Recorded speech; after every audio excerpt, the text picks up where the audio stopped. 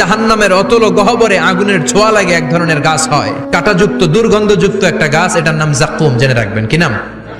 জাক্কুম। বিশ্বনবী বললেন তিরমিজির বর্ণনায়, জাক্কুমের একটা টুকরা যদি আল্লাহ দুনিয়াতে ফেলে, পুরো দুনিয়াটা দুর্গন্ধে সয়লাব হয়ে যাবে। পুরো দুনিয়ার মানুষগুলো জাক্কুমের গন্ধে ওই জায়গায় শেষ, পুরো দুনিয়াটা নষ্ট হয়ে যাবে। ওই কাঁটাযুক্ত জাক্কুম তাদেরকে দেয়া হবে, ক্ষুধার চোটে জাক্কুমই খাইতে শুরু করবে। আহা, খেতেও পারবে না, গিলতেও পারবে না, এবার কয় পানি দাও। জাহান্নামীদের জন্য 4 ধরনের ঝর্ণা আছে। একটার নাম হলো হামিম, মানে ফুটন্ত গরম পানির ঝর্ণা। 2 নম্বরে হলো গসাক, মানে বমি। 3 নম্বরে হলো গিসলিন, দুর্গন্ধযুক্ত রক্ত আর পুজ। 4 নম্বরে হচ্ছে মোহল, পোড়া তেল। খা, দাউ দাউ করে এগুলো থেকে আগুন জ্বলবে, তৃষ্ণার চোটে এগুলোই খেতে চাইবে।